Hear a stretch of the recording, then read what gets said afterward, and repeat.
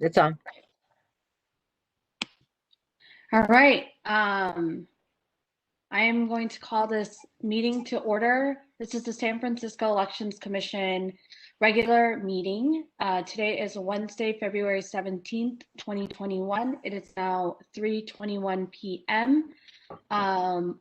I wanted to apologize to the public. I think there's been some confusion and links that were not working. So if there are some issues, please do contact one of us to let us know if you do need some technical support. But I do apologize that we had some technical issues for folks entering today. With that, Secretary, do you mind reading the kind of the executive order of how Sure. we're running meetings? Okay, so Madam President, the minutes of this meeting will reflect that due to the COVID-19 health emergency and to protect commission members, city employees, and the public, the meeting rooms of City Hall are closed. However, commission members and staff will be participating in today's meeting remotely. This precaution is taken pursuant to the various local, state, and federal orders, declarations, and directives. Commission members will attend the meeting through WebEx video conference and participate in the meeting to the same extent as if they were physically present. Public comment will be available on each item on this agenda. Each member of the public will be allowed 3 minutes to speak. Comments or opportunities to speak during the public comment period are available via phone call by calling 1-415-655-0001. Again, the phone number is 1-415-655-0001. Access code is 187-704-5618, followed by the asterisk and then or the pound sign, and then press pound again to join as an attendee. You will hear a beep when you are connected to the meeting. You will be automatically muted and in listening mode only. When your item of interest comes up, dial *3 to raise your hand and be added to the public comment line. You will then hear you have raised your hand to ask a question. Please wait until the host calls on you. The line will be silent as you wait your turn to speak. Ensure you are in a quiet location. Before you speak, mute the sound of any equipment around you, including television, radio, or computer.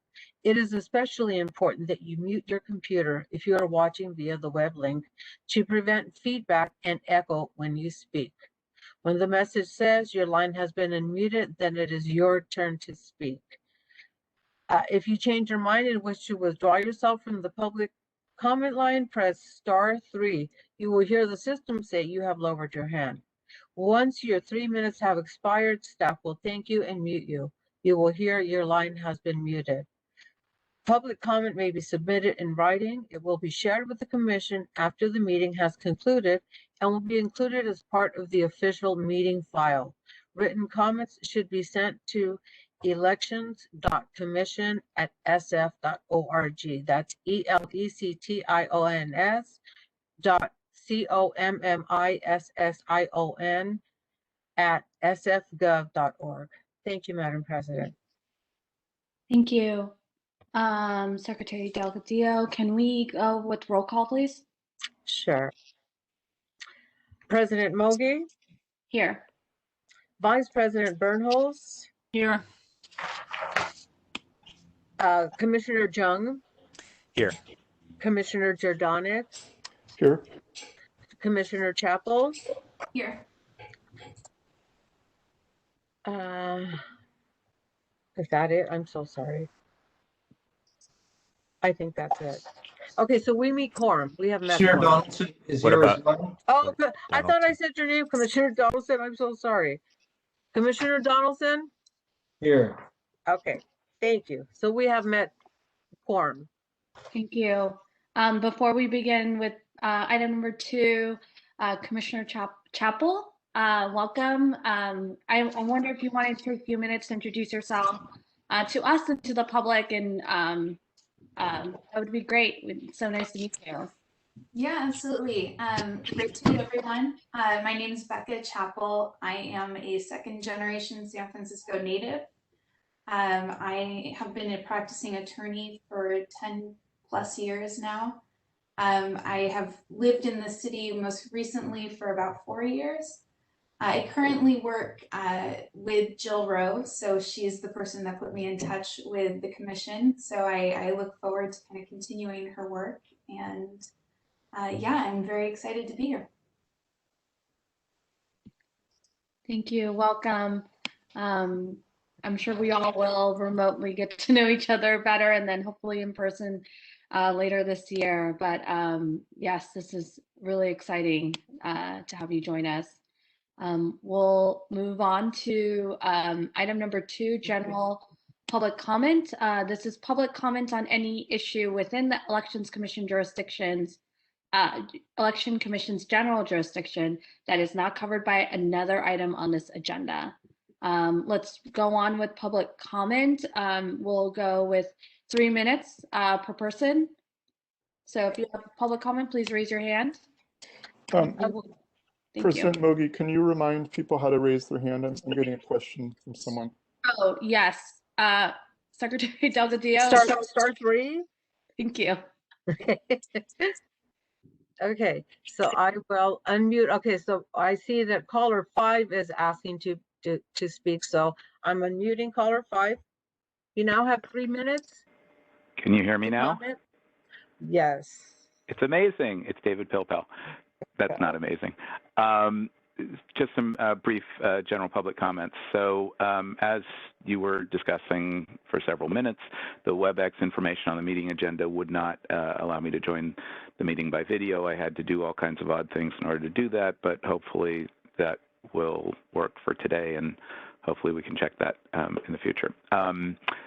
More importantly, I would encourage the Commission and the Department to monitor Census Bureau announcements about release dates related to the census information, because I believe at this point that will affect our redistricting process and perhaps compress the time frame to accomplish redistricting by April 15th of next year. And if that becomes a huge problem, then I'm not sure exactly what we do about it, but I just wanted to highlight that issue of concern. Next, if the Commission is considering changing its regular meeting time for Commission meetings from 6 o'clock to 3 o'clock, I think that's fine for me as a member of the public, but I don't know about others. And if that's the case, you might want to consider amending the Commission bylaws, which I found and which do call for a regular 6 p.m. meeting.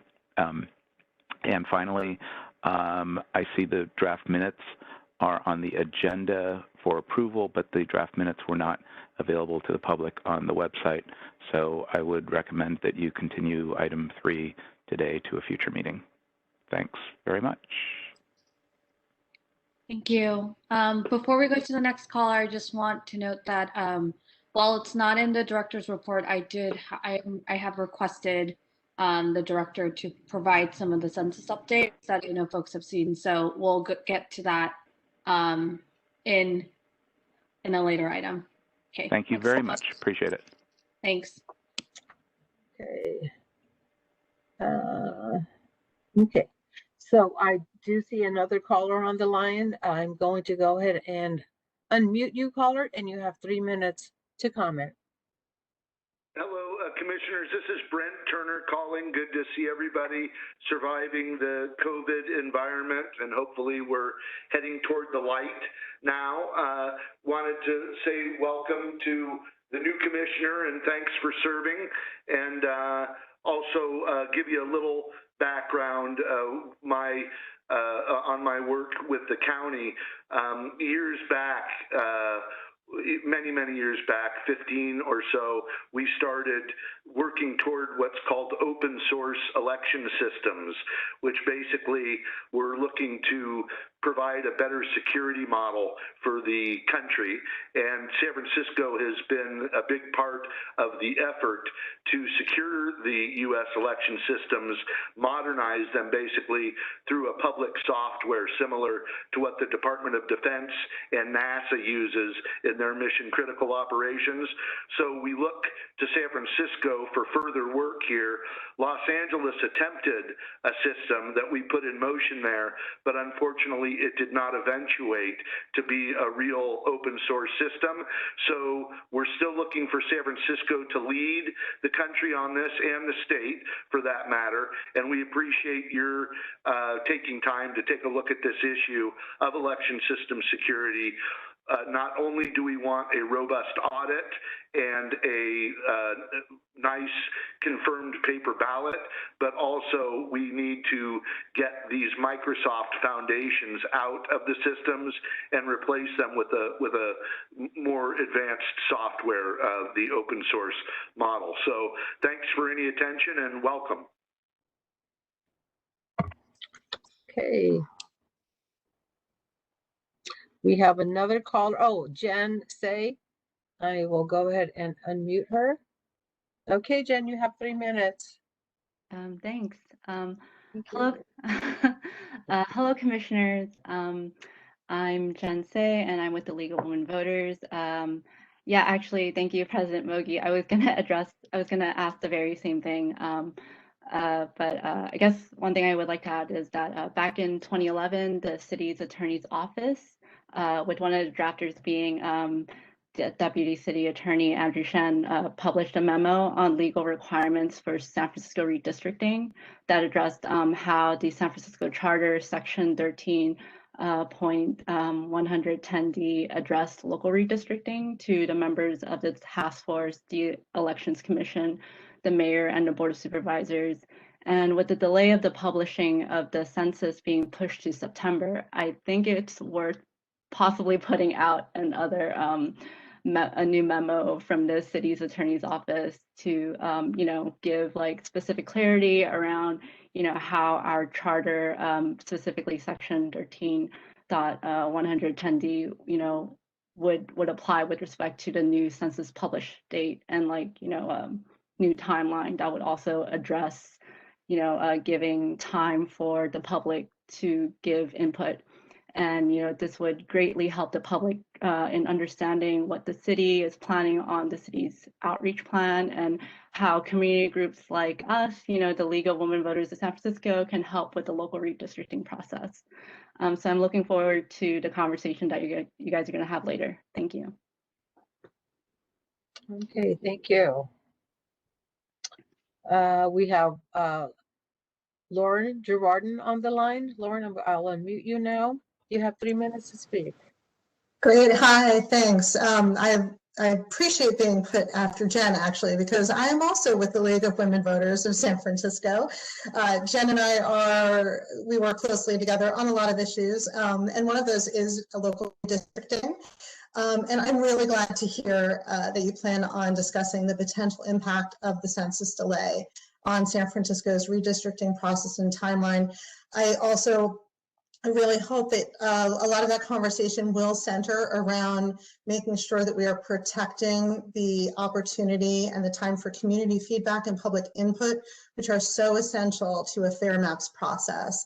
There are a lot of potential for negative impact of a compressed timeline.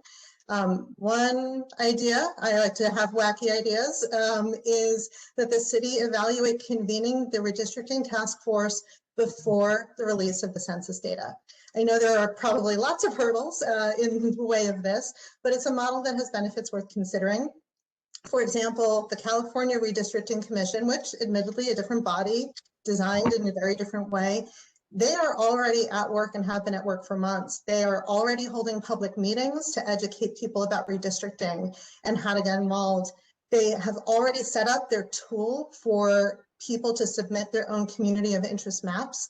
And they also have set up a lot of the tools and systems on the back end that they're going to use once the census data is available, and have tested them. So they are doing a lot to kind of get around the timeline issues that this census delay unfortunate as it is, has created for us. Because, you know, it's really vital that we create a process that makes sure that people of San Francisco still have a fair say in how our fare maps are drawn. So thank you for that.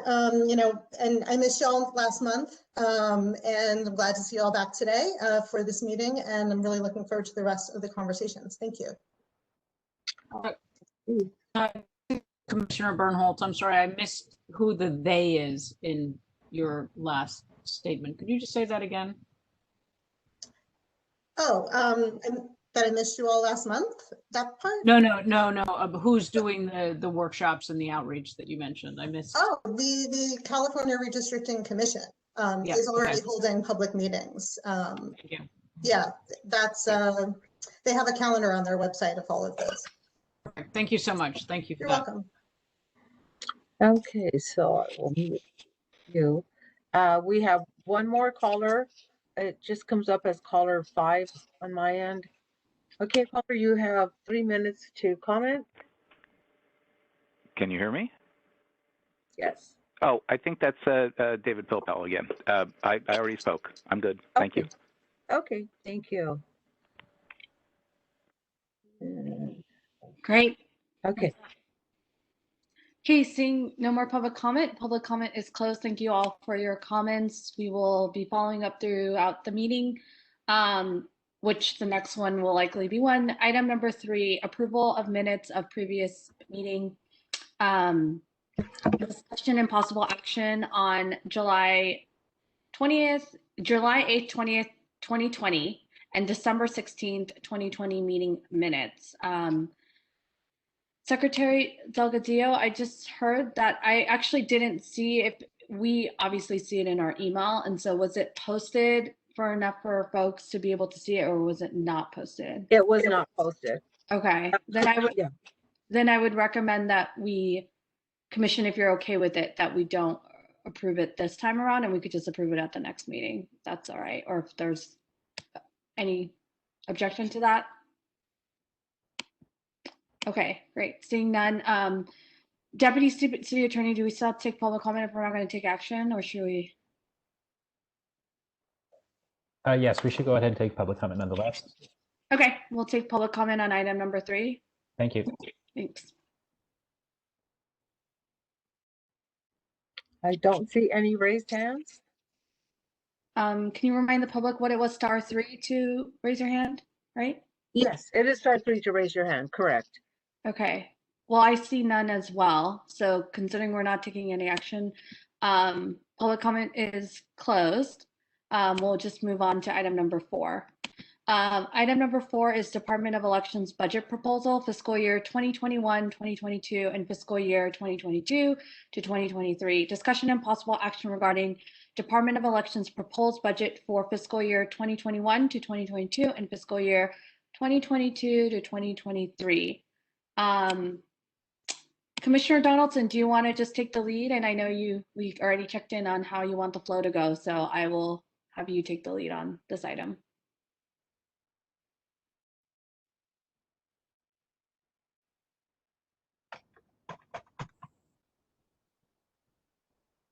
Commissioner Donaldson?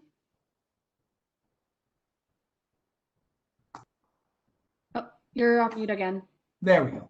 There we go. Let me give a little introduction. Yeah, We'll thanks. ask Director Ontz, I think, to go over a similar overview that he provided at BOPEC, and then we will cover a couple of questions that both Commissioner Bernholtz and I had, just to fill in the commission and the public on those questions and answers, and then proceed to the full commission. So we did hear, and the main focus of our BOPEC meeting on February 2nd was the department's budget as provided and required by San Francisco ordinance to have 15 days or 2 hearings within 15 days of the budget before it is submitted. At that meeting, we covered and have been provided here for this meeting the same set of materials that we reviewed at that meeting. including all of the exhibits that are submitted to the city, as well as the Director Arndt's memo summarizing and providing guidance to the content of that budget. I think with that, I'd like to turn it over to Director Arndt's to give the same overview or similar overview as he did at the BOPEC meeting. Okay, thank you, Commissioner Donaldson. So the budget proposal that the commission has before them today, as Commissioner President Mogi indicated, was for fiscal years 21, 22, and 22, 23. The budget request the department's putting forward to the mayor's office for fiscal year 21, 22 is just over $22 million. And then the budget request for fiscal year 22, 23 is just under $23 million. And basically it's the type of elections. They're both one election year fiscal years. So that's, and the 22, 23 will be a general election. Those costs for a general are usually higher than for a primary, which will occur in June 2022. Our current fiscal year expenditures are over $25 million. And that includes the expenditures that we had to put into place, such as the outdoor voting center, moving our vote by mail operations into Program Auditorium, and also the COVID related changes that we made in our operations. So just from the current fiscal year going forward, we're dropping over $3 million in our proposed budgets. And really that's how and so the mayor's office is the mayor is requiring departments to put forward reductions in their budgets of 7.5%, and the contingency reductions worth or equal to 2.5%. And really just the scope of our elections changing so much from a pandemic related election operation to one that's not really contemplating as much pandemic related changes in our operations. So that's just the scope is dropping. We're using that as part of our reduction method. And then also we'll seek to have less poll workers at the polling places. So instead of recruiting 4 to 5 poll workers at each polling place, we'll seek to recruit 3 to 4. And then also we will be returning to, but then also what we will have in this budget are 3 auxiliary voting centers that, in addition to City Hall, which we didn't have the additional auxiliary voting centers for the November 2020 election because of the pandemic. So even though we're reducing the scope of our operation as far as cost is concerned, our operations are increasing in scope. So we'll have the 3 auxiliary voting centers. We'll have of course, City Hall. We plan for City Hall to be the primary voting center in the city. We still plan to organize and staff our ballot drop-off sites in each supervisorial district. We're also going to continue to provide and even expand our ballot delivery and pickup services to voters who can't get to the polling places or who can't get their ballots in the mail before in time for the department to receive and count those ballots. We're also including an increase in the grant monies that we've been developing grants around for community organizations the past 2 fiscal years. So the current fiscal year, we had total grant monies of $250,000. We're going to increase that to $300,000 for the next 2 fiscal years. The additional $50,000 would be part of our approach to increasing equity in elections. The state just allowed parolees to register and to vote. So our idea is to actually engage with community organizations that support and interact with people on parole to get the word out, to get them registered, and potentially to assist in getting ballots to these voters. Then also this budget includes $100,000 again as part of an equity action on our part to provide training to our personnel so they can better their professional skills, and also to assess the application process for members of the public when applying for jobs in the department. Maybe there's barriers that we're putting in place that we can reduce or get rid of. So that's part of our budget as well. In this budget, we're increasing the amount of money. We're asking the city to increase the amount of money allocated to the redistricting task force. This current fiscal year, the city allocated $175,000 to the task force. We're asking to increase by another $75,000 the money that the city provides to the task force. And again, this is equity related so that members of the public get more and better information about the process and how they can participate. And also with the idea of potentially truncated timeframes involved in the redistricting process this go around, I think it's even more important to have more outreach, especially to communities that are underserved or not as engaged with the process as other parts of the city. That'll bring the total amount to redistricting support to $250,000. What's not in this budget request, we're not asking for any elimination of positions in the department, and we're not seeking any layoffs as well. As far as the time frame is concerned with all departments' budgets, is that departments have to submit their budget to the mayor and the controller's offices by February 21st. Then during March, the mayor's office will review the budgets and engage in negotiations and conversations with the departments about funding amounts and operations and services and things like that. And then in June, the board will start to review. Well, actually, we'll be engaged in reviewing departments' budgets, and then in June is when the board holds its budget hearings for each department. There are a couple of variables that are not accounted for in this budget, in these budget proposals. The state may move to all mail ballot elections as we experienced with the November 2020 election.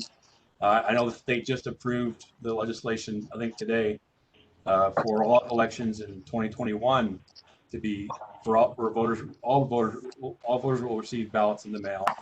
Potentially, this will continue into 2022.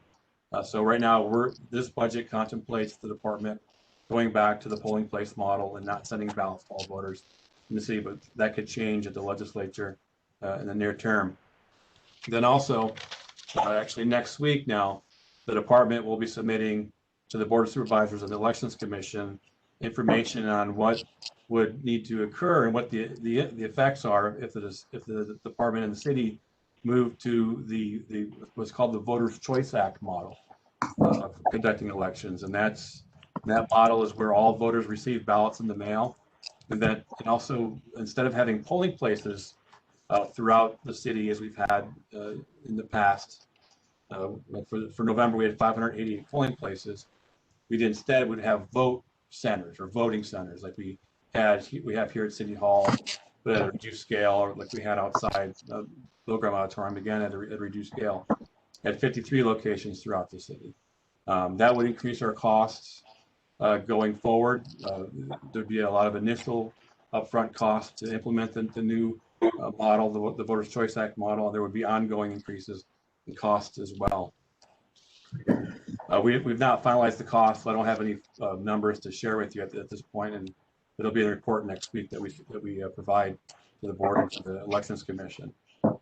So the forms that are part of the packet, the public packet that the commission has, these are the actual forms that the department is submitting to the mayor's office. So this is the actual information that we're providing to the mayor's office, the controller's office. The board, I assume, will have opportunity to review these as well. But this is what the conversation on our budget will be based on, or these forms that we provide to the Elections Commission. There's been one change that we didn't have time to implement and send to the commission today. DHR noted that the commission secretary position is being reclassified from AC 35 to a 1450 classification. So we're updating our forms to include that change, and we'll send those out, if not today, then probably tomorrow.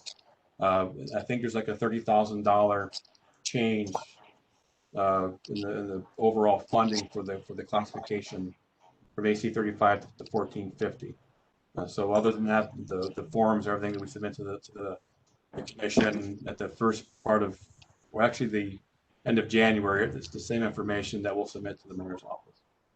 And that's pretty much my review. So one question that Commissioner Downson had at BOPEC was our expenditures for the current fiscal year, and it was over $25 million. And a lot of that, the additional costs that we incurred were covered by grant money for the most part. So with this, we didn't have to actually receive additional general fund monies to cover the additional expenditures related to the pandemic. So, yeah, I can't remember the other questions that you have. Yeah, I can hit on the ones I reviewed my notes as well, Director Arntz, and I'll just hit on those couple of things that I recall, and perhaps Commissioner Bernholtz would also like to cover the things she asked and you answered, as others may have those same questions. First, I do want to point out that in your director's report and other places, it does call out the VCA in case anybody is wondering. VCA is the acronym for Voters' Choice Act. So for everybody's information. The couple of things I had asked you, I'd asked you about the timeline and the possible changes even before the submission of the budget or the approval of the budget. And what you made clear was that the budget talks about some of these things that may occur, but the budget is actually per reality as it is today. It doesn't actually include those things. So any of these changes would actually result in that required changes to the budget and would go through an appropriate budget reconsideration process with the Board of Supervisors. Correct? Correct. Mayor's office, right? Yeah. Another question I had for the rest of the commission and for the public is, it does mention on page 8 of your memo about the redistricting budget of $175K with the $75,000 increase. I was asking whether I had asked the director whether the 175 included the 75, and what you clarified was, Director Arntz, was that the 175,000 was as submitted in last year's forward-looking budget to your budget. There's an additional 75K included, and the reason for that, again, Director Arntz, I didn't write down why the increase. So the primary reason to seek the increase in funding for the redistricting task force is to provide the task force more opportunity to do outreach to the community. And this was, of course, before the latest extension of when the Census Bureau would release its data. But it's even more important now, especially to get outreach to groups and to communities and to individuals that aren't as engaged with the government process. And so if there is a shortening of the time frame to undergo the redistricting process, then I think providing more monies to the task force is essential so that they can get more materials out, get PSAs, things like that, out to the public. Yeah. Okay. Yeah, and it does point that out here actually, as I read the line associated with 75K. Another question I had was, yes, and you pointed out, thank you for that. I'd asked about the current fiscal year and what the amount was. And for others, just to direct others on the schedule. Ooh, what schedule is this? There is a budget form 1C in the packet that compares at least the budgeted amount, but that budget amount was exceeded, I think, due to the things you mentioned around COVID. So that is a budget form that looks like this for everybody's. It's about in the middle of the entire packet. And it does compare the fiscal years, including the current one, based on that budget.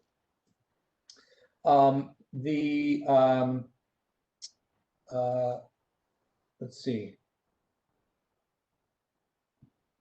There was I had asked a question about the increase in some of the temp salaries, and that was a restoration, you indicated, of some things that had been cut to meet the current fiscal year needs, and anticipated also in that temp budget what would be necessary to run an election in June of 22, and then the following year in November of 23, which is in section 3. is on page 13 of your budget memo under the temp miscellaneous regular salaries 505010. So that's where that indicates an increase in the temporary salaries. And then I believe those were my questions and comments. I guess the last thing I'll say, and I'll turn it over to Vice President Bernholz if she wants to cover the questions she had asked around data-driven grant programs and parolees, is that we did vote to we did vote to recommend to the full commission to approve this budget. So Vice President Bernholz, do you want to cover the questions you had and what you the information we got out of the meeting? I can add just the. No, I'm here. Can you hear me? Yes. The only question I had in addition to Commissioner Donaldson's questions were there is an increase in the budget of, I believe, $50,000 for additional community outreach. Some of it related to the outreach specifically to parolees. And I had asked Director Arntz if there was an estimate of how many people that included. And at the time, Director Arntz, you weren't sure of the number. I'm not sure if you've been able to find an answer to that or not. No, we did. We don't have. I can't give you a number. I don't know what the number is. Yeah. Okay. So no, the rest of my questions, Commissioner Donaldson, you covered them in your report. Yeah. I do want to mention one other thing that I took a note on, and maybe, and honestly, I was kind of shuffling through papers. Maybe you covered this, Director Arntz, but there was also, we were helped out, and you were helped out in your budget by a $3.4 million grant that helped meet some budget gaps, I believe. And that is covered in the memo here someplace, but I don't recall where. I don't know if you want to go over that any further, but so we had the CARES Act grants. So that we also had the ongoing grant to it's called the voting system replacement grant. That's the one we get from the state. But also we received the grant for $860,000 from the Zuckerberg Foundation through the Center for Technology and Civic Life, I think it is, CTCL. So we had like $4.3 million, I think, in total grant monies that we used for expenditures during this current fiscal year. Okay, that was during this year. Mm-hmm. And none of that money is will some of that money assist in future fiscals? No, the voting system replacement grant, that's by, so we had a certain amount. We had, I think it was $4.4 million, somewhere around there, the total that we could draw from. That's by fiscal year. So it's based on the amount of expenditures that we have related to the voting system. So our lease for the voting system is $2.1 million a year. So there's a ratio 1 to 3 that we can draw down on the money on that 1 to 3 ratio. So we still have 2 more fiscal years. Next year, in fiscal year +1, we'll receive grant monies for the voting system replacement. But I can't remember the number. I think it's like 1.3 and 900. Then one for next fiscal year, the $900,000, I think, for fiscal year 22-23. Okay. And does that contribute to, because also, as you mentioned in your director's memo, that there was a $573K required reduction. Does that help meet that reduction, or is that in addition? The grant money? Yeah. No. So the grants, well, they do that as revenue. Well, not really. Not really. We have to be cutting operating costs or show reduced services more than relying on revenues or recoveries, at least in this part of the budget process. Right. Okay.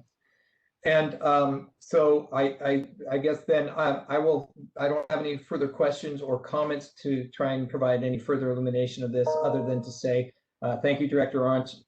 Very useful, helpful memo, a great overview. And as always, I'm very impressed with your command of the details and the facts and minutiae of this, as well as your operation. So with that, I'll turn it back to you, President Mogi. Commissioner Donaldson, do you want to at least let the commission know how BOPEC's position was for this? Yes, I mentioned that earlier, but yes, that's okay. There was a motion that was unanimously approved by the two election commissioners there, which is, for everybody's edification, is quorum, and it was to recommend to the full commission the approval of this budget. Great. Thank you, Director Arns, as always, for such a detailed budget. And also, I have a couple questions, but before I do, commissioners, I would want to ask if you have any questions for the director. Commissioner Jordanek, go ahead. Yeah, I have just a few questions. Thank you for your work on this, Director Arns. For starters, you spend a lot of time talking about the possibility of new legislation, and then can you just tell us what is the mechanism that those funds are allocated if the legislation happens? Is it like a one-off vote that the board does, and then the next years are done in the subsequent year's budget, or?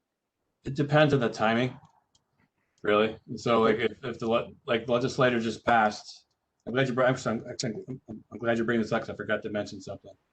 So, like, the legislature, I think it was today or yesterday, just passed the bill that requires all voters receive a ballot in the mail in 2021.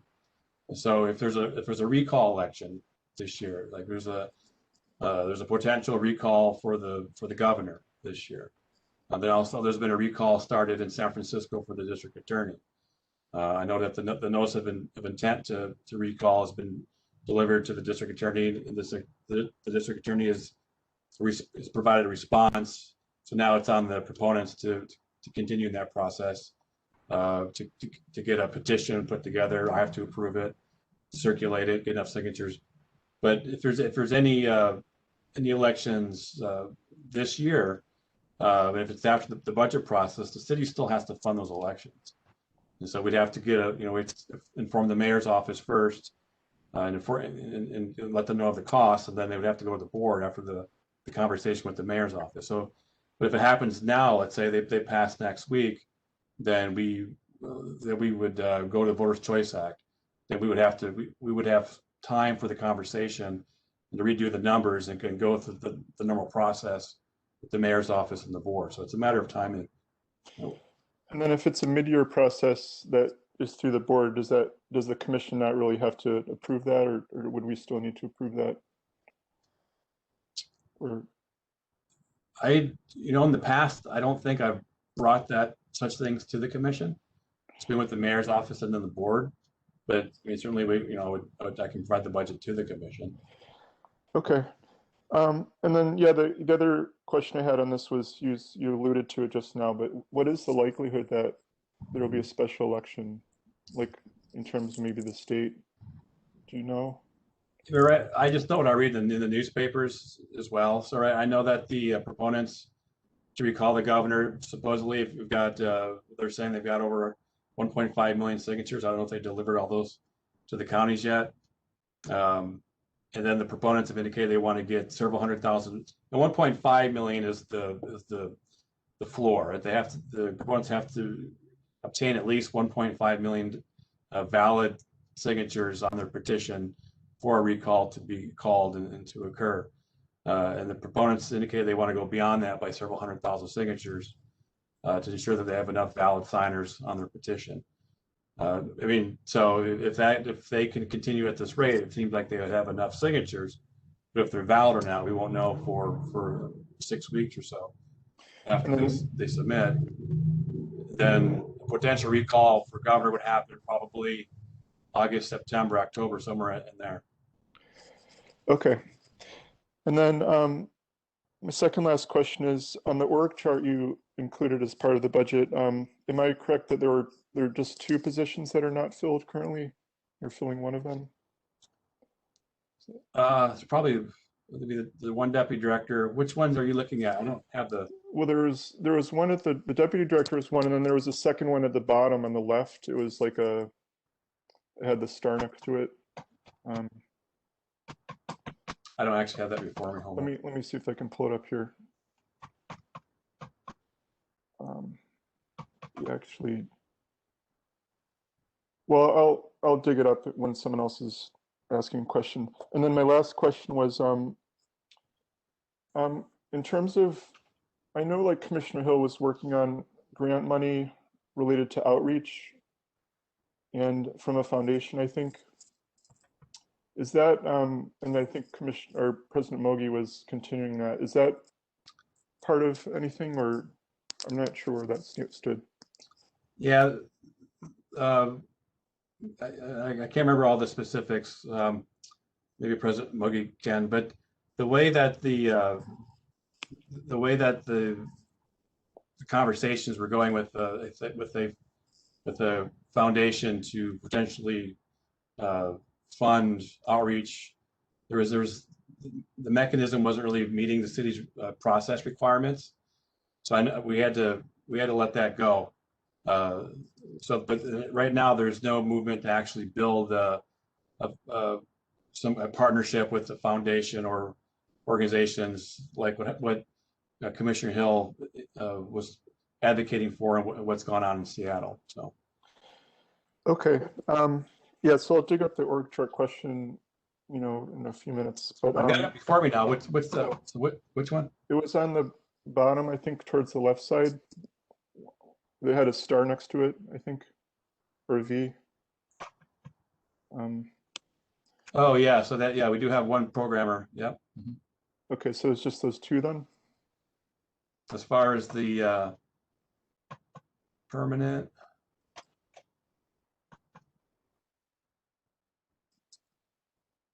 some are backfilled. Yeah, so just for those two positions, for the permanent positions are vacant.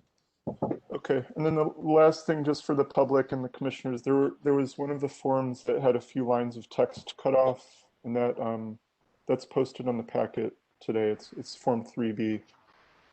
It was just a few lines of text on the right. Okay, thank you. That's all I have. Okay, Vice President Bernhold. Oh, sorry, you just cut it. Yeah, I'm sorry. I just wanted to add one more thing, which was I apologize for getting this. During the BOPA meeting, I asked Director Arntz about any funding for open source technology, given the Commission's focus on that. And as expected, he told me that that would show up in the Department of Technology's budget. Wouldn't be here if there is anything, because that partnership continues. I have not had a chance to check that budget, but that just to follow up on the open source voting work. Thanks. Thank you. Are there any other questions? Okay, so just quickly, it's a technical thing. Director Arntz, you just mentioned that the classification for the commission secretary is changing to 1450, but my understanding is we did already, I was just looking at our previous agenda that I heard that already. So we were already for this, for at least for us, it was already at 1450. So is that just not reflected in your budget, or are you telling me there's a new change? I just want to make sure, because we already have, it's been budgeted that way for us, and we already did have it in that category. Just so the change is in our budget. So the ASO doesn't reflect the change. So we're formally noting the change in the ASO that goes forward to the board. Okay, understood. So we're okay. It's not like something is going to change. It's just it's going to be reflected in your budget this time around. Right, and I brought it up because we didn't put it in. We didn't think about it. Got a call from DHR actually yesterday afternoon. Today we just started to update everything. So I'll send you an amended set of whatever would include that 1450, and probably everything, because the total number is going to be affected. But that's the only change since the January 31st submission that we provide to the, or 29th to the commission of all these forms. Okay. Okay. Understood. And then I genuinely have, I think this is just more of a quarantine brain. And I know I probably asked you the same question just 2 weeks ago, so when and if the board decides, the board of supervisors decide to make some shifts in with this Voter Choice Act, what does the process look like? Are you allowed to make amendments to your budget since there will be operational changes? That's allowed to be done, or like how does it work process-wise? So if the board adopts the Voters Choice Act, then the board's, if it's after the budget process, in the requirement, the responsibility to fund the new model goes to the mayor's office because it's a new law, but I'm sure the board will have to be involved too because the budget's been set, you know, by the city, depending on if it's later in the year. If the board does it now, if they were to pass ordinance that would move San Francisco to adopt the Voters Choice Act, it's still within the budget process, the time frame. And so it would be part of our overall budget discussion. It wouldn't be something separate. Okay. Yeah. So it's a timing issue. I know. It's better if and really the board has to act quickly if they want to pass that ordinance, because there's like a 14th month time frame that we have to follow to engage the public, to set draft plans, to have the meetings, to go through all that. Like your questions or your concerns last week about locations for the voting center. I mean, that there's a whole list of criteria that we have to apply to potential locations to make them eligible to be voting centers or vote centers. But then of course it has to be part of our draft education plan that the public can comment on. And so if we identify a site as a good location for a vote center, but the public dislikes that, we would try to find something, a different site. So to make all this happen, really the board ideally will move quickly if they are going to adopt and pass an ordinance for us to move to the Voters Choice Act. Yeah, we'll just have to all wait and see. I know that there's a lot of moving pieces. And then my other question is, if this whole recall happens and the city has to fund it, does it impact is there a scenario where you would be asked to look at your current budget to make cuts there to make the recall happen? Or is it a separate kind of like, is there just additional funding that would be added into you? I just worry about some of the things that are intact might be cut based on an effort that's being put out by the public. And so I just want to understand, are these separate funds or is it going to impact your budget? Like, for example, my concern would be like the additional funds that you want to invest in redistricting, that gets cut out kind of thing. Like, is it going to be at that level or is it like kind of separate? Well, whenever there's unexpected or additional costs, the first thing that happens is that the mayor's office will look at the department's existing budget and try to find savings or make cuts to cover as much of the new expenditures as possible without finding new funds for the unexpected costs. So yeah, so the very first thing that's going to happen is a review of our budget, our operation, looking for savings and for reductions to offset the increase in cost. Okay. I think within the recall conversation, we can be, it seems like there's still a little bit of time, but I would want us as a commission, if there are things that we would not want to be reflected, I think we should definitely advocate for that. I do think we'll wait until more during the director's report, but like for me, like my biggest concern is like it would get cut through like whether funding through redistricting task force or other efforts that we're really trying to do to meet our racial equity perspective and outreach and public knowledge. That kind of stuff, I really would kind of discourage that kind of components being cut. But I know that whether it is with the Voter Choice Act or with the potential recall. These are kind of, it's a timing issue. As of right now, as the budget is, I'm very supportive of it, and I really appreciate all the hard work that you're putting into it. I am genuinely worried with all these other things coming through the pipeline that this budget can be impacted in a negative way to the public of outreach or work that we've been doing to engage community to increase engagement. And so that's my personal, like, from my perspective as one member, but I just wanted to at least voice that, and I voiced it during BOPIC as well, that I just really, if things are going to change, fundamentally, it's going to change operationally. It's a huge strain on the department to go through a change. And I think a change also requires more outreach to the public to help them understand what's going to happen.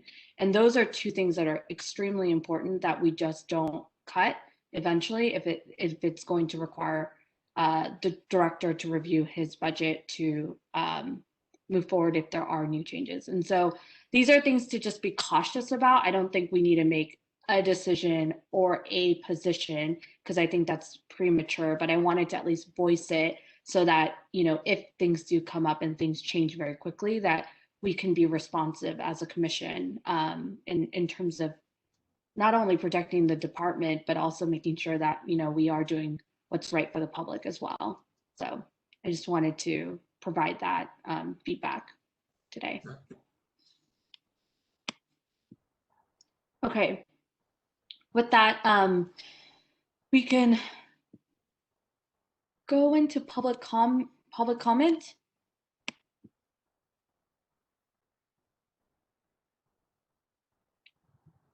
Secretary, you're on mute. I'm sorry. I do see one hand raised. I'll go ahead and unmute caller. You can press *3. You have 3 minutes to comment.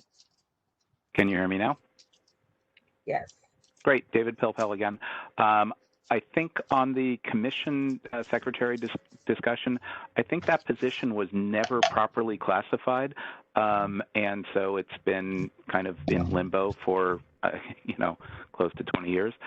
So I think DHR finally completed the position classification, and that's why the communication came from them and will be reflected. But I don't think it changes anything in the real world. Although the commission has not generally reviewed mid-year budget changes, in my recollection in the past, you certainly could do so. You could either pass a policy that says that you wish to do so, or you could just calendar it and ask the director to review any mid-year or other types of budget changes. Great discussion on operations and policy implications. There's obviously a lot happening. And finally, Director Arntz is doing a fine job on the budget and other things, and I think the budget is reasonable and adequate to do the work, and I support recommending this budget to the mayor's office. Thanks very much. Okay. I will mute you now. Let's see. I don't see any other callers raising their hand. I don't see any other hands up. Great. So public comment is closed. Oh, I'm sorry. We should have taken a motion because now we'll have to take public comment again, but we didn't. So we'll just have to go through it. Is there a motion to approve on the budget to take an action today? I move that the full commission approve the budget as presented by Director Arntz. Thank you, Vice President Bernholz. Is there a second? I'll second. Thank you, Commissioner Donaldson. And we'll take public comment again on the motion. Excuse me, President Mogi, just to clarify, you don't need to take another round of public comment. Oh, yeah. I thought we did. Okay. No, as long as we take public comment before we actually act, which we've done, that's sufficient. Oh, okay. Well, I guess I didn't make a mistake. Awesome. Okay, can we take roll call, please? Sure. Commissioner Donaldson? Yes. Commissioner Jung? You're muted. Yes. Okay. Commissioner Chapel? Yes. President Mogi, Yes. Vice President Bernholz, Yes. Commissioner Jordanik. Yes. Thank you. Okay, so 6 yeas, 0 nays, it passes unanimously. Thank you. Great. Thank you so much, Director Arns, for your thoughtful budget, and Commissioner Bernholz and Commissioner Donaldson for really taking a deep dive on it during BOPEC as well. You know, it's always an extensive process, but I really appreciate everyone's diligence on this, and I really appreciate it. Commissioner Jordanik, is your hand raised for this item? Yeah, I just wanted to say one thing. I was looking at the org chart again, and Director Arns, it looks like there's 4 positions that have stars, not just 2. I mean, since we mentioned it during the meeting. Yeah, it's like some are backfilled though, Commissioner John. Hold on. Gotta bring it back up again. You have a question about a position, or? No, I just wanted to make sure it was the right information, but yeah, actually, it's not a big deal. I can ask afterwards, so I don't want to hold things up. Okay, thanks.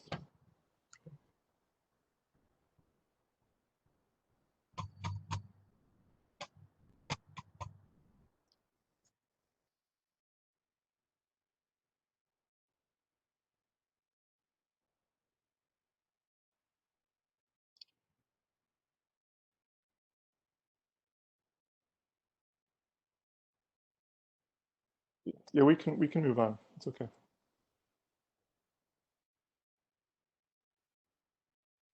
Okay. Director Arns, if you want to follow up with Commissioner Jordanik after, then. I'm sorry, yeah, certainly, I can do that. Okay, thank you. All right, let's move over to item number 5. Election Commission President and Vice President, election of Commission President and Vice President for, actually that's a typo, it's 2021 term. Hope you could still do this, even if there's a typo, but I just want to put in the record that it's for 2021 term. Discussion and possible action to nominate and elect the President and Vice President of the Elections Commission for a 1-year term. Deputy City Attorney, you turned on your camera. Does that mean we cannot, or we can? No, I just wanted to confirm we can go ahead. Yeah, that was just an unfortunate typo. Clearly, we're in the year 2021, and we're moving forward with the next president, vice president of the commission. Yes, thank you. Didn't mean to. Okay, let's discuss. Thank you so much, everyone, for allowing me to serve for 2 terms. I am really excited that we can have somebody else possibly lead in this next term. With redistricting and everything else going on. Do we have any nominations from the commission? I have not spoken to this individual about the possibility of a nomination, so she can, I hope she will take it as a compliment, but I would like to nominate Commissioner Bernholz, and which she can decline if she so chooses. But I second that nomination. This is like playing Jeopardy. How quickly can we hit the button? Thank you, Commissioner Donaldson. I'm flattered. I'd be delighted to be president for the 2020 year that just finished. No, it's in the record. Accepted the position. Yeah. Thank you all. Changing elections is fashionable these days, so. Yeah, no, having accepted the role of vice president a year ago with the understanding that an elevation to this position would be in my likely future, I'm honored by the nomination, and I would be delighted to serve in the role if elected as such. Great. We would love to have you, I would be fully supportive of it as well. I think that we would still seek a nomination for vice president to support you if needed during your term. And so is there anyone that would like to nominate someone for vice president. Excuse me, Chair, President Mogi. Maybe just before we leave the president, and I'm sure this isn't going to change anything, but if we could just confirm that we've closed all the nominations for president first. I'm sorry, what? I think it would be best if we could confirm that there's no other nominations for president in the mix. I don't expect any, but I think it'd be helpful to confirm. Yes. Are there any other nominations before we move on to vice president for president? Seeing none. Can we still take the items together, or do we have to do it separately? I think it's a little bit better if we do it separately. So I at this see. point, I think we've closed the nominations for president. Vice President Bernholz is the only one in the mix for that position. So we can call for public comment on president Okay. and then just do a roll call vote on that position and then move on to the vice president position. Got it. Thank you. So let's take public comment on this nomination. Please press *3 if there's any public comment.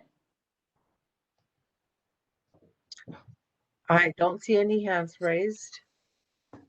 Okay, public comment is closed. Roll call, please.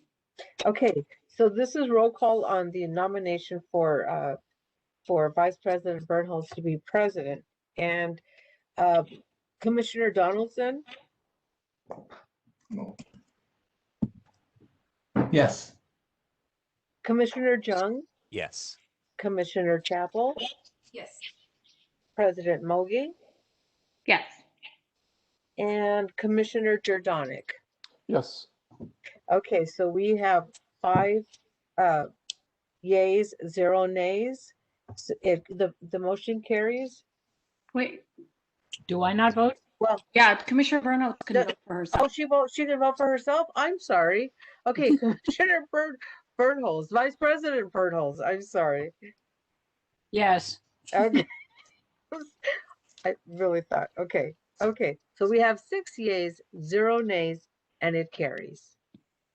Thank you. Congratulations, President Bernholz. This is very exciting. We're thrilled that you would take on this role. And does that mean I'm done? No, I'm just kidding. Okay, let's finish the meeting. Let's see. Are there any nominations for vice president from the commission? So I not to hog the floor with nominations, but again, in the interest of someone who I believe would be very good in the role, and so I hope he takes it as flattery rather than trying to hoist work on him, I would like to nominate Commissioner Jung.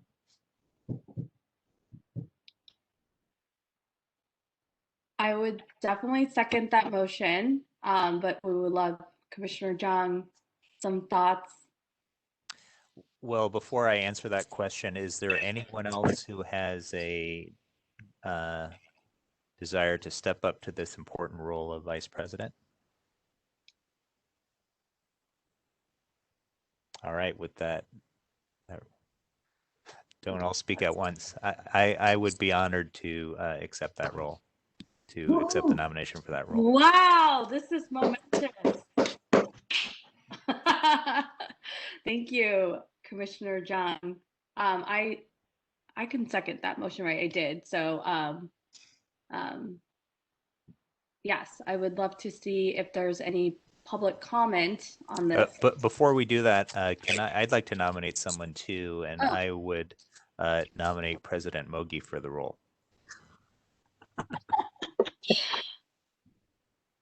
Wow, that was a trick.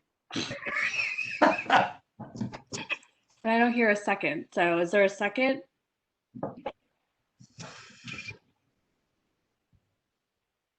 Do we need to second nominations? Is that, I don't think so. Oh, really? Yeah, and President Mogi, just to be clear, you can also decline the nomination. Before it gets seconded? No. Yeah, I mean, I have served 4 years so far, and 2 of the years as president, 1 year as vice president, and I would love it if somebody else would love, I always want to diversify the leadership. So for this particular time, I would like to decline, as I feel like I almost, it's weird for a woman to say that I'm taking up too much space, but I have felt like I've done that this particular commission. And so I'm honored, but it would be wonderful to see somebody else be in that role. Well, thank you for serving for 4 years. We do appreciate it. Yep, very much so. Thank you. Well, any other nominations before we take public comment? Yes, I should do that. I'm sorry, this flow didn't practice the flow with the deputy city attorney, so.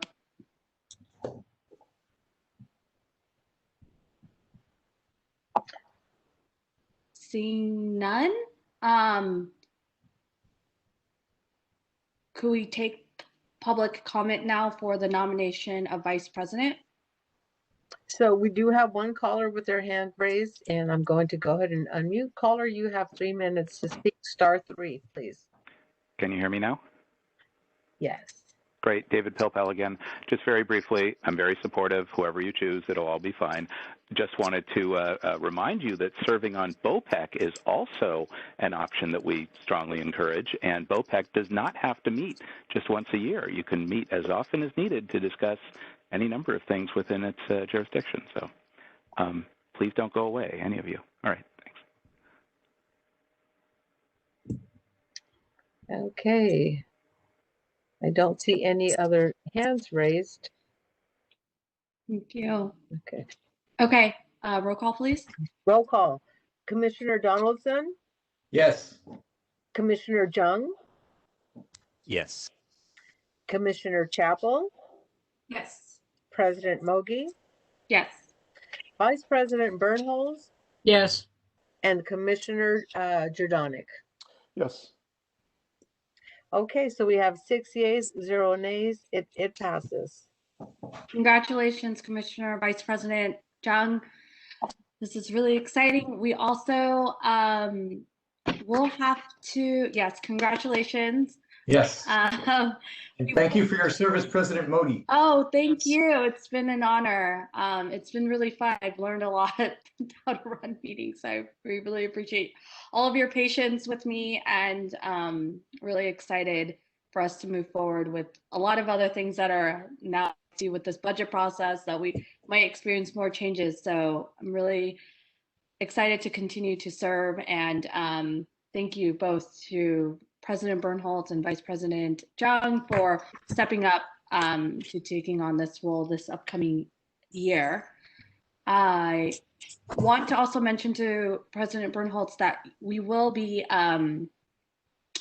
you will, I think maybe in the next meeting, I know that we're not meeting as frequently for BOPEC, but I assume Commissioner Donaldson would like also a shift in the committee and in you as well.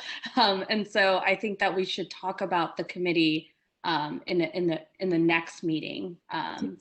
Yeah. Okay, great.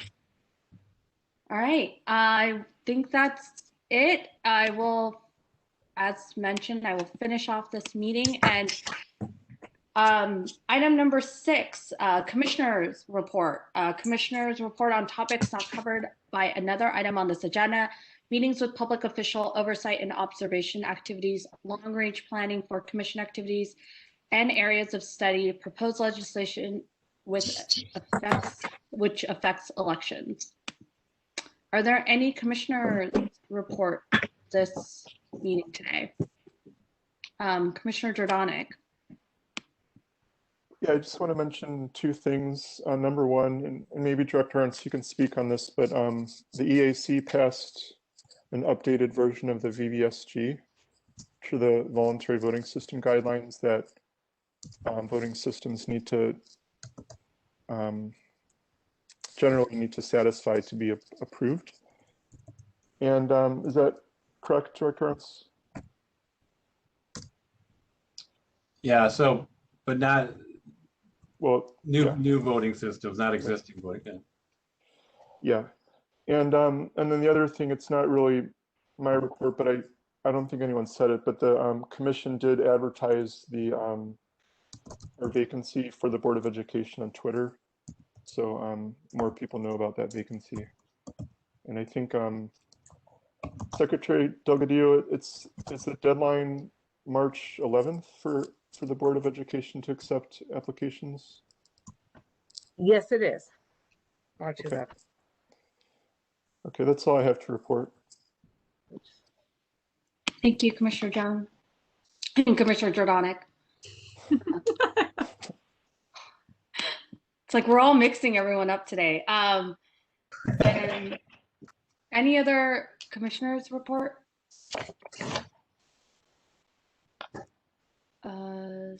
Seeing none, I will take public comment now on commissioners report.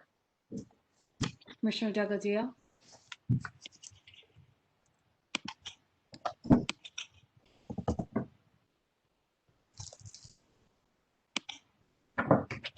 You're on mute.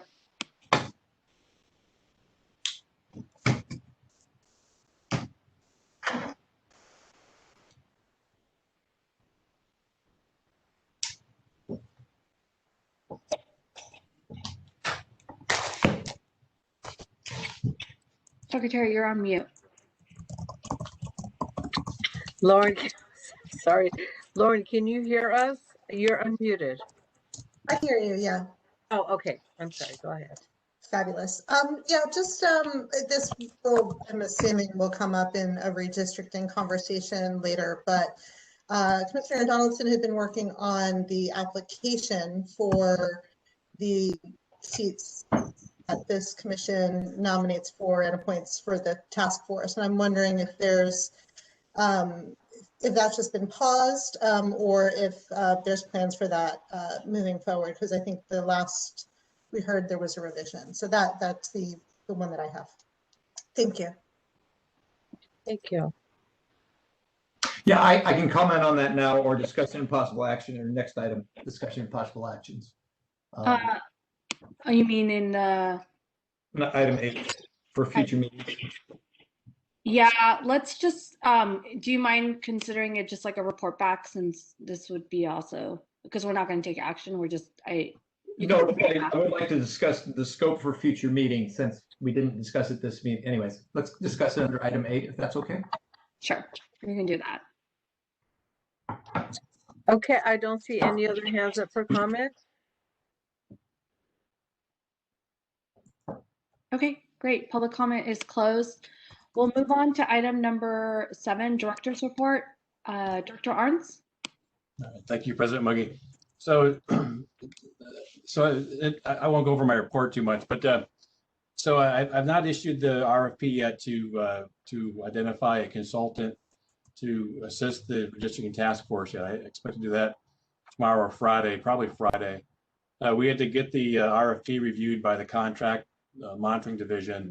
That took some time, and then also the city changed the template for RFP, so I had to bring in different elements in the RFP. So I expect to get that done, and then we'll post it probably Friday.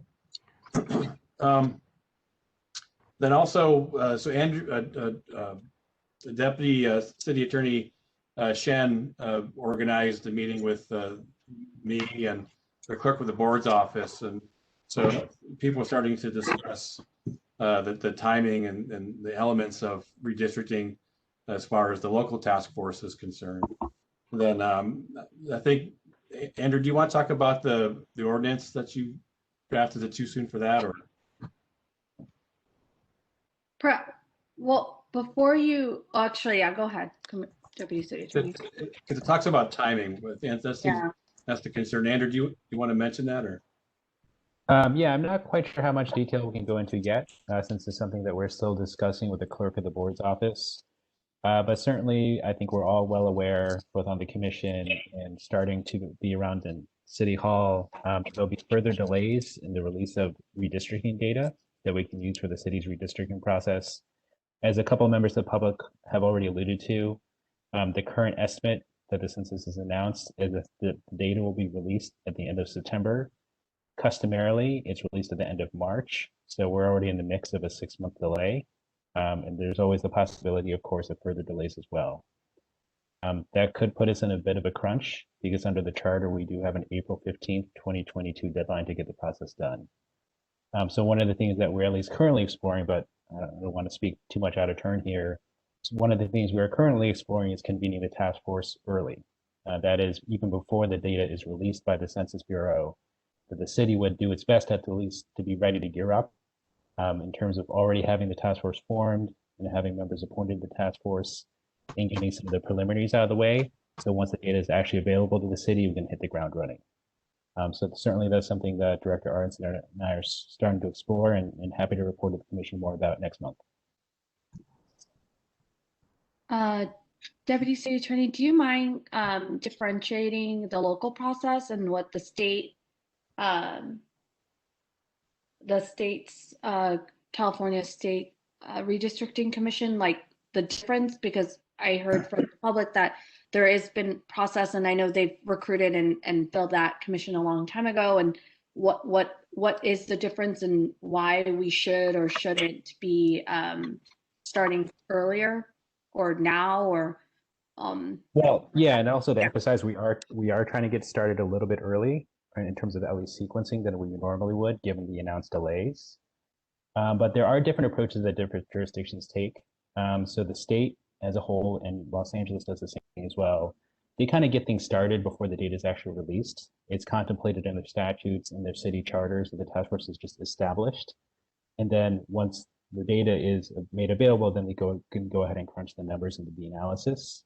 The way that our charter largely envisions the process is that only after the data is released, the director confirms that redistricting is required, and only at that point do we go ahead and set up a task force. So we are trying to sort of get things started here as much as we can within the flexibility of our charter, but we seem to contemplate a kind of a different model here in San Francisco. Another thing to keep in mind as well is that other jurisdictions actually do have earlier deadlines for their redistricting process to be completed. So the state of California has already gone to court to the California Supreme Court and sought an extension of their state mandated deadline. They've already had to do that at this point already. It's possible that other local jurisdictions will need to do so. And that's largely because they'll need those districts for the purpose of their June primaries. Here in San Francisco, since we have nonpartisan elections, we actually don't need to get those lines in place until advance of the November election instead of the June primary. So we have a little bit more time on the back end that thankfully gives San Francisco a little bit more flexibility, but nonetheless, it still will be challenging. And then you just mentioned that the director has to be the one that it's in the charter that the director has to kind of say, we're ready to go, like are allowed to establish a task force? Is that, yeah, how would you go about it if we don't have the data? So we would be proceeding a little bit, I suppose, at risk, quote unquote. We would be sort of assuming that the data, once it's actually provided to us, will require us to do redistricting. So we're kind of assuming that fact. But I think it's something that we can still nonetheless go ahead and do, because I don't want to speak too much for Director Arntz, but I think we do believe that there will need to be some redistricting. So we might as well go ahead and get what we can set up on our end of things. So again, once again, when the data is actually made available to us, hopefully we can just hit the ground running. So your thinking is, as of right now, like we could technically still proceed with this. I think initially when we began this discussion that we would move forward with likely an appointment in June. Is that still something that we should be planning on, or is there a change in that thinking? I think that's still in the mix. I mean, I think that's one of the things we'll have to continue to talk to with the clerk of the board and then members of the board of supervisors itself, exactly when they would want this appointment to be made. But yeah, something that time frame could still work. Okay. I have a couple more, but I'll open it up to the other commissions for questions. Actually, before I do, Director Arntz, are you done with your report back to the commission for your director? Yeah. Okay, great, thank you. Commissioner Jordanic. Yeah, so can you just spell it out? Like, what is the worst case scenario with this redistricting? Like, if we weren't to start until we got the data, like, we'd miss some critical deadline and then we'd be putting ourselves up at risk for a lawsuit, or what are we trying to avoid exactly? The bottom line is that we're trying to avoid missing the April 15th deadline, April 15th of 2022 to complete our redistricting. So that's the deadline set forth in the charter. And as a practical matter, we need to get those lines set up sufficiently in advance of the November election, of course, to allow for, candidates to take out papers, do all sort of the normal campaign stuff. And then my other part of this question is like, what usually happens in like government if some other government body doesn't do something in time for like another body to meet their deadline? I mean, how can the second body be held accountable to that? Yeah, as I briefly mentioned, so the state already needed to do that by petitioning the California Supreme Court to essentially get relief from an already imposed legal deadline. And they simply sort of presented their case about why they need additional time. So that potentially could be something we might need to do. Okay, gotcha. Thanks. Yeah, and you may recall as well, Commissioner Janonik, that we had needed to do something similar with respect to ranked choice voting. Yeah. But we similarly needed to go to court, Superior Court at that point, to get an extension of the time, in addition to what the charter sort of originally envisioned. Great. So something along those lines. Okay. Thanks. If I may, I do want to point out that based on the research and the timelines of prior, both the 2001 redistricting and 2011 redistricting, that the task force started in August. Now, 1 month less, of course, is not insignificant, but it's not like it's a whole quarter. So I think that it would be worth considering, and Director Orntz, perhaps you can suggest, and I can certainly, however I can help in completing this task of putting together the task force recruitment tool and et cetera, or a document. I will do that. But if there are things based on prior years that we could rely upon that would make sure that by September, when the census information comes out, the task force, anything it can do in advance, has done in advance, and anything that they can set up logistically, otherwise, calendars, for example, for public hearings, et cetera, might be things that could be done in the absence of having the census data. Thank you. And for the public and for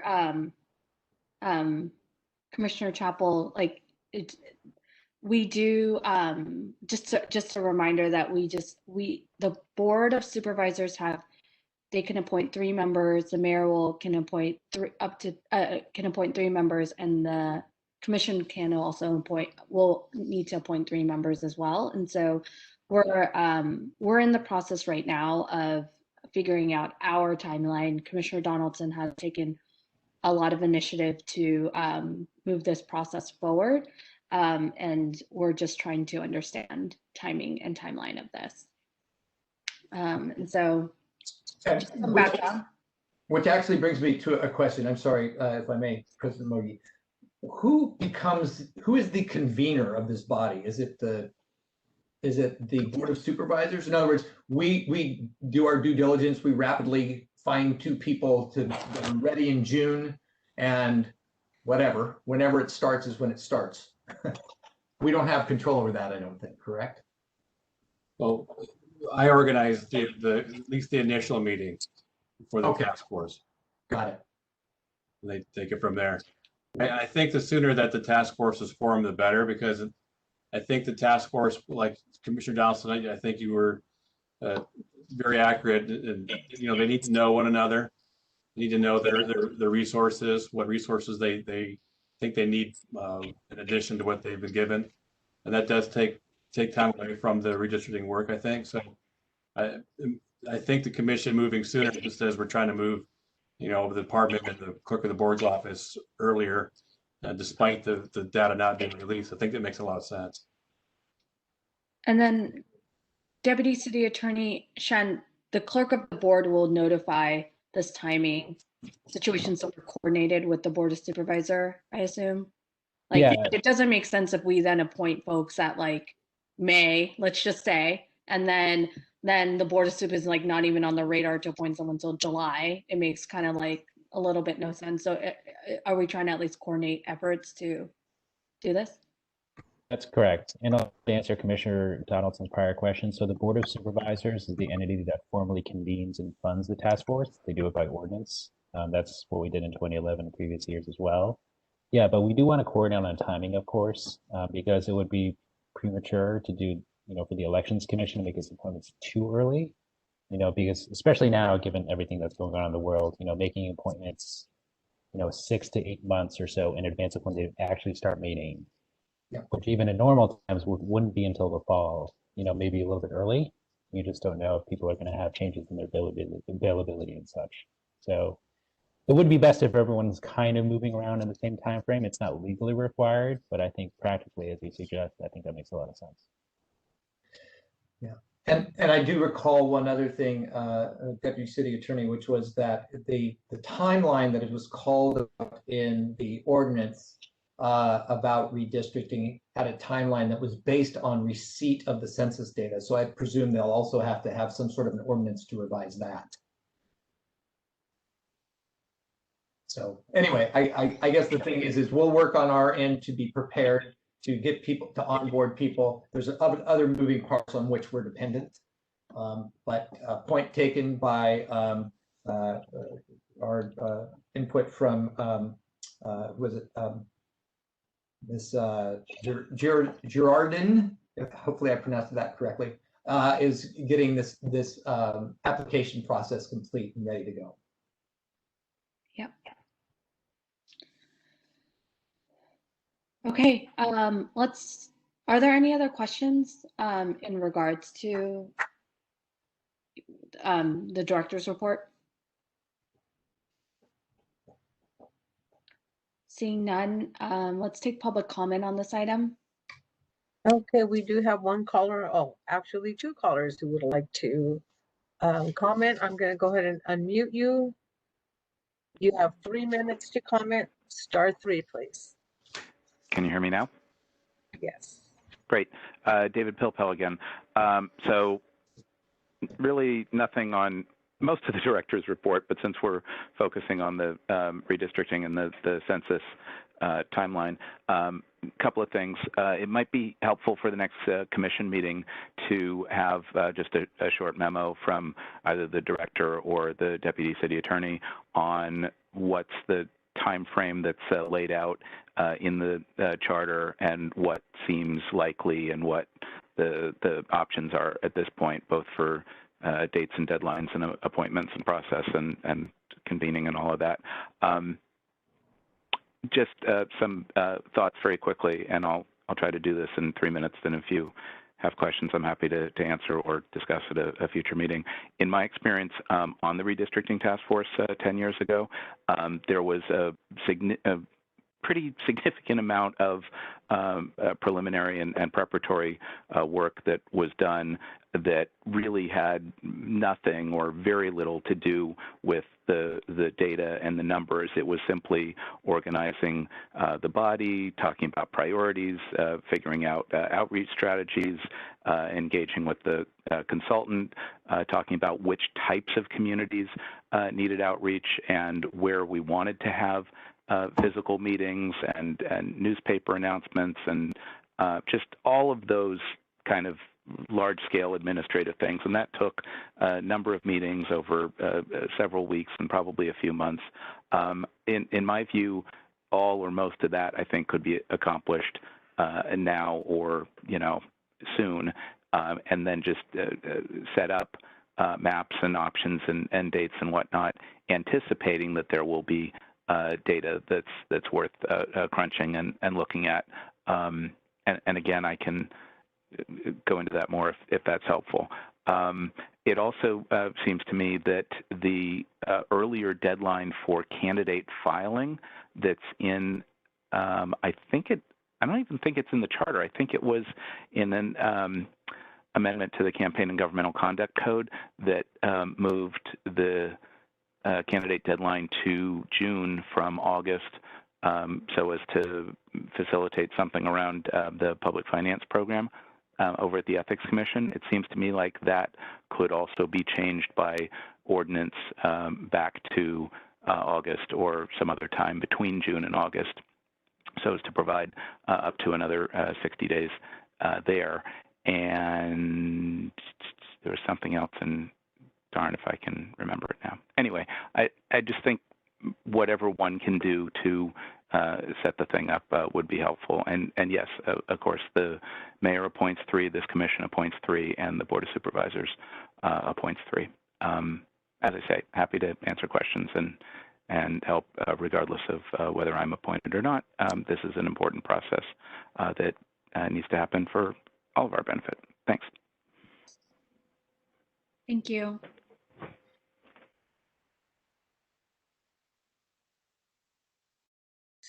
We have also Jen Say on the line. I'm going to go ahead and unmute you, Jen. You have 3 minutes to speak. To comment. Thanks. Thank you for your discussion around redistricting. And I guess this would be like a question, or I guess like my pondering after what Deputy City Attorney Shen and the Directors of Elections mentioned. So I guess with the census being published in September, and following the San Francisco charter, the Directors of Elections will have 60 days after the publication of the census to determine and very likely whether we need to redraw lines. And then it's after the 60 days. There's 60 days after the Director of Elections reports to the Board of Supervisors whether we're not in compliance, then the task force shall be appointed. So I guess obviously there's currently, you guys are still in talks around a possible ordinance or something akin to speed up the effort. So it seems to me that if everything seems expedited, the timeline for any redrawing to happen may happen in January 2022. So there's still, like, if say we use the whole 60 days, or if something gets expedited, it can go as early as November 2021.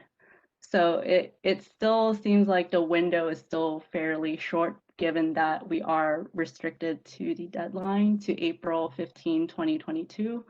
But I am grateful to know that we always have the option to present to the Superior Court for the extension of time. So yeah, I just want to bring that up, and thank you. Okay, thank you. We also have Lauren on the line. Lauren, I'm going to go ahead and unmute you. Press *3, please, and you have 3 minutes to comment. Great, thank you. This was a great conversation to hear. I'm delighted to hear that the City Attorney and Department of Elections have been already having conversations toward moving this process forward to really ensure that we have a process that's long enough to allow for ample public involvement and community input. One of the things I do want to point out for this commission is, one of the things that's very important in these kinds of task forces is to actually have a lot of public education happen before any redrawing of the map is done by the task force. And so there is an enormous amount of public education and engagement that can happen without the data. That can, just talk about the process, can talk about how it works, can start even looking at communities of interest without worrying about population numbers. And that's something that has been a best practice that I'd love to see San Francisco do more of. More always better with public comment in my mind.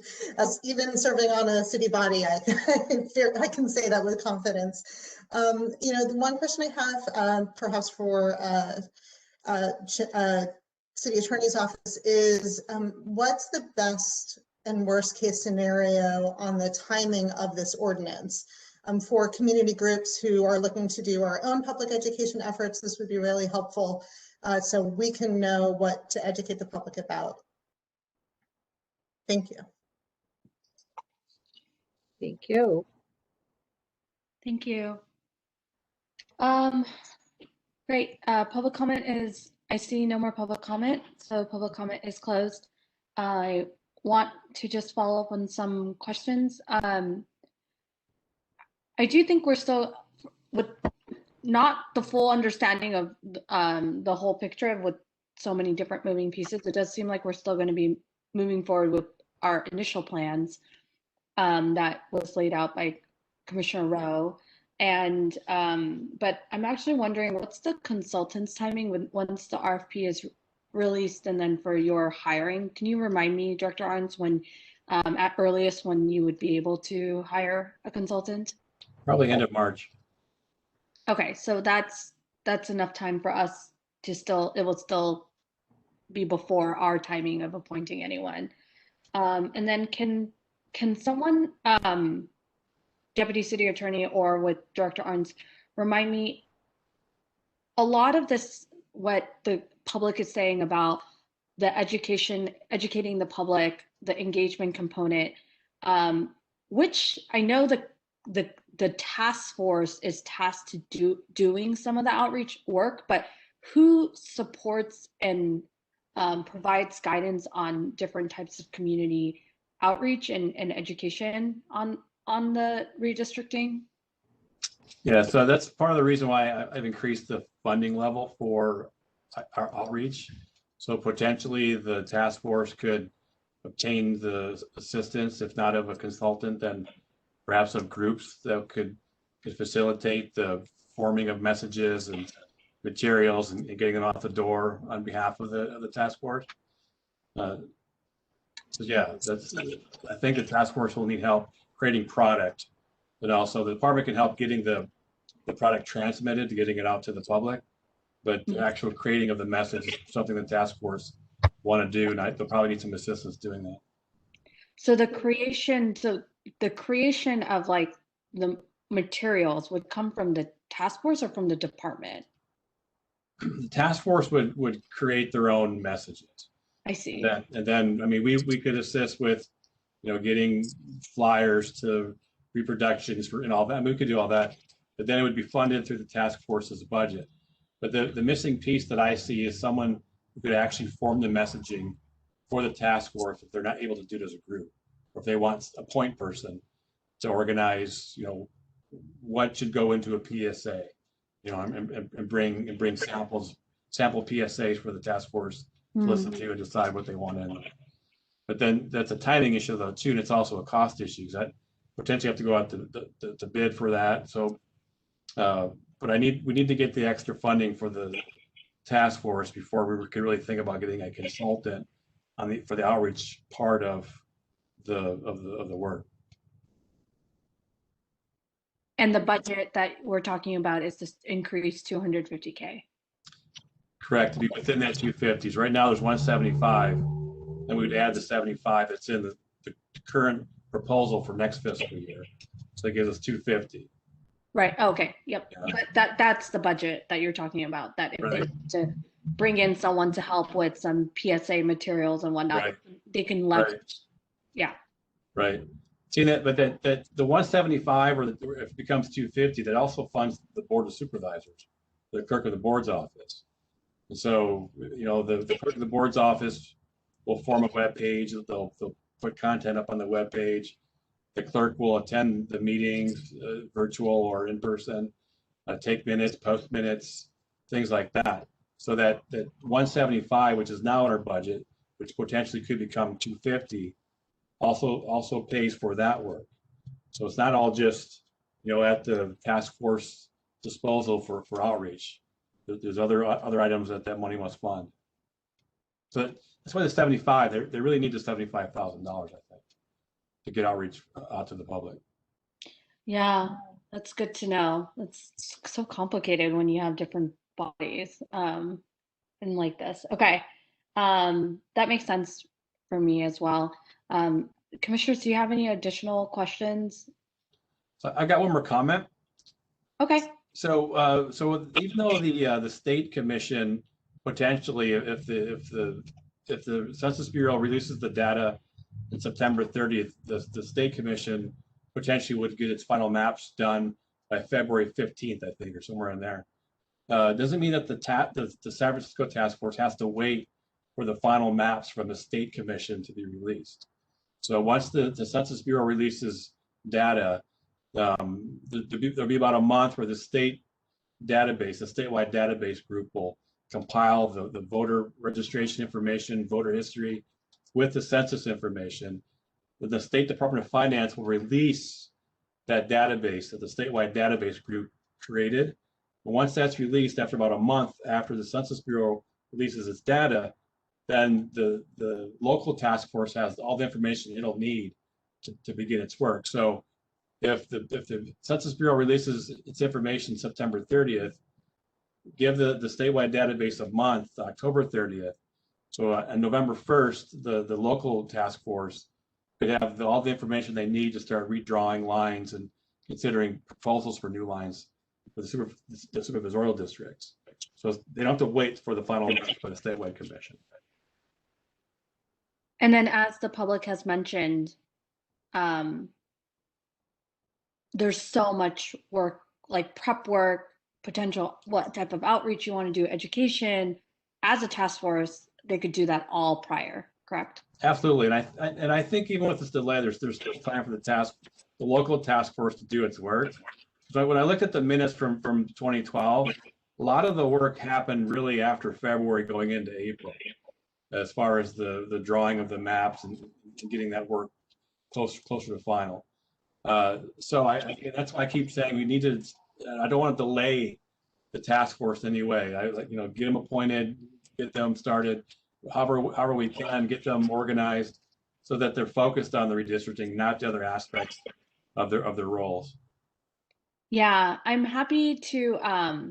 I mean, I think we should stay focused, right? Like, and we've decided at latest we would want the process to have and appoint someone around in June, and so that we don't, knowing that we'll likely have a delay, and we have recess that we would have to take in consideration. But if we stay focused, that's great. I'm also happy to just engage with any of the, if I know we received 1 or 2 questions from mostly from the Board of Supervisors side, but if there's any way for us to make sure that we don't delay the process to support you and your team as well, like we can just mention that to them. And I know they have their own process, so I'm not going to intervene on what their process is, but to just let them know that we are prepared to keep moving this along, and not delay at least our side of the appointments, if that makes sense. Yeah. Okay. Commissioner Jordanek? Yeah, something Director Ernst just said raised a question in my mind.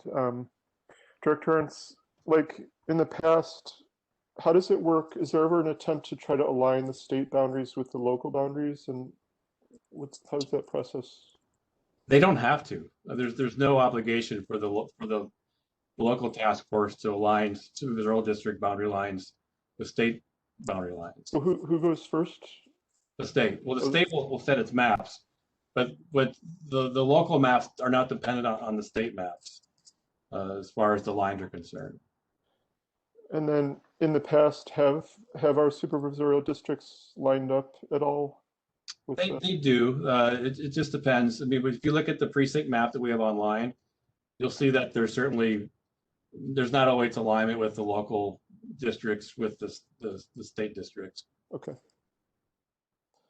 Okay. All right, great, thanks. Any other comments? Seeing none. Great, thank you so much, Director Arns, for providing that update in short order. Let's move on to item number 8, discussion and possible action regarding items for future agendas. Commissioner Donaldson, and remember, I'm calling on you, even though you're not raising your hand, but I know you mentioned that you wanted this. Yeah, I got to get myself, it keeps going on mute. I don't know if that's the system or what, but anyway. So yes, I started to listen to the prior meeting, and we had some very good comments. They're not incorporated into the document yet. But I do want to I guess I wanted to ask a couple things. The scope for the next meeting, it's one thing to say, here's what the outline of how we'd like people to apply, but given that we lost this month, my fault. Do we want to try and have at that meeting, like both the post for the position as well as the hiring process and put all that in place? Or President Mogi, as one of your final acts as president, would you like to tell me your thoughts, or others? Yeah, my initial thought is that I would like us to really have our timeline and process outlined. I know it was preliminary presented by Commissioner Rowe, and so however we can adopt that, and then if we do need to consult with with the Department of Human Resources on any of this, then I think we should do that beforehand. And then the other thing was that we should finalize. I think there was some amendments that needed to be done in the application, and so let's just have one final review and approve. All of us approve the final application as however you're going to present it to us, and then we can move over to actually go into the recruitment. And I would probably want us to focus on what recruitment will look like. I know that I heard from previously that, with the Elections Commission, we, outside of the application, we should be really also doing mass outreach, of course, but also being intentional about the types of people that we want to outreach to have a wide pool. And so if there are certain set criteria, then I would love to discuss that in the next meeting. Okay.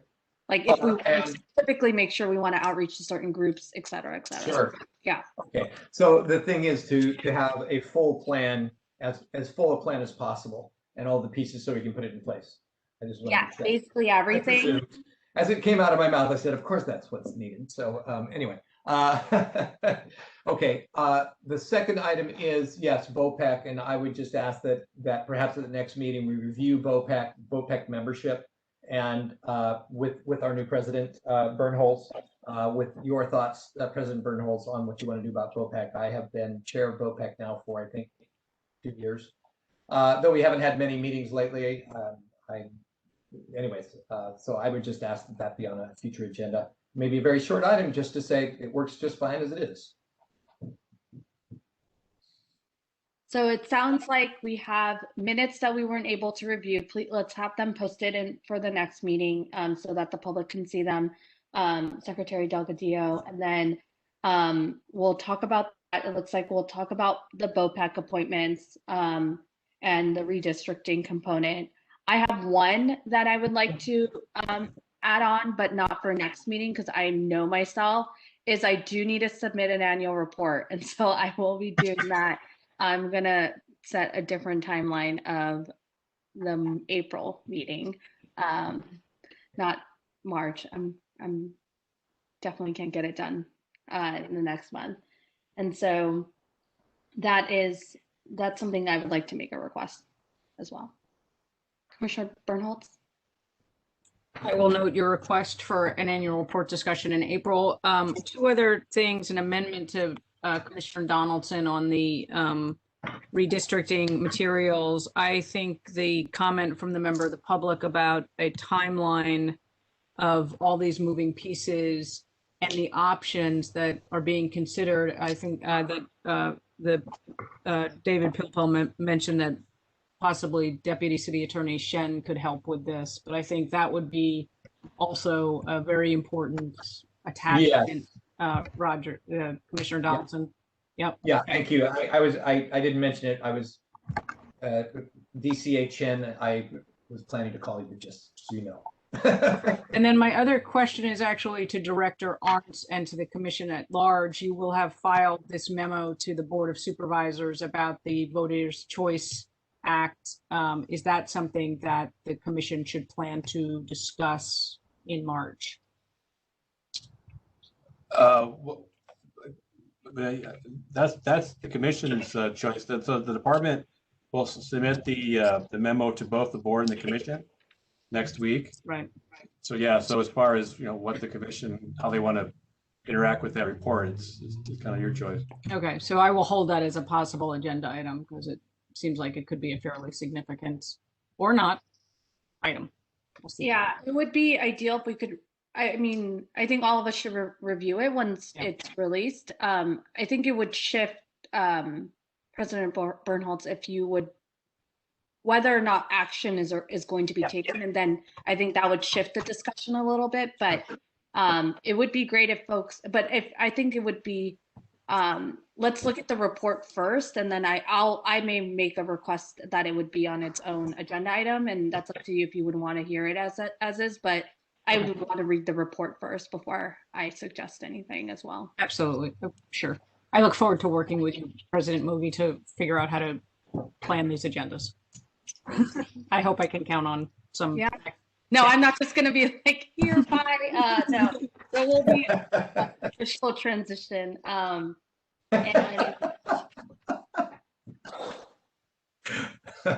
I want all of us to be very successful in our. Yes. Thank you for the peaceful transition. I'm not leaving until no. The former. And then, do you have any other items, Commissioner Bernholz or Commissioner Jordanek? Yeah, I just want to clarify, Commissioner Donaldson, when you said you wanted to revisit some things with BOPEC, was that just the membership, or were you also wanting to? I think the membership and you know, if the plan is strictly to use it as we have, that's fine. I think membership for sure. Okay, because we have an open seat for one thing. Well, the reason I mentioning this is because if what you're suggesting is changing BOPEC so that it's not scheduled to meet every month, I don't know if it's a bylaws change. That's probably, that would be one thing, yeah, instead of having to cancel it like 10 out of 12 months. Yeah, so then what I was going to say is if we were going to revisit the bylaws on BOPEC, it might be worth also pulling in the thing that David Pilpel mentioned about our meeting being at 3 instead of 6. Just to kind of align that. But so what I'm saying is if you want to discuss a bylaws change about BOPEC, it might be worth making the agenda item a little bit broader. I guess I wasn't necessarily thinking about it that way, but yeah, maybe that's perhaps a good idea, because having it on there and consistently canceling it could just be an item about updating the bylaws about meeting times of the commission in BOPEC is what I'm saying. Yeah, I think the issue, I think we did, so this is where I don't know how, you know, what's the best process for this. We're meeting at 3 o'clock right now. It's due to COVID. And based on, you know, before, especially with the tech support that we might have needed, I assume once we return in person that we would go back to our 6 o'clock timeline, just because we're all, yeah. And so that was a very clear indication of why we've been doing it. And we've been doing it for, you know, almost a year once we start returning as a commission. And so I don't necessarily feel like it should be, it's a more, I don't think there needs to be a discussion in the bylaws, because I don't anticipate us changing it. Because it's an emergency. It's an emergency. It's an emergency. Okay. Yeah. Let's see. Okay, then forget that, what I said.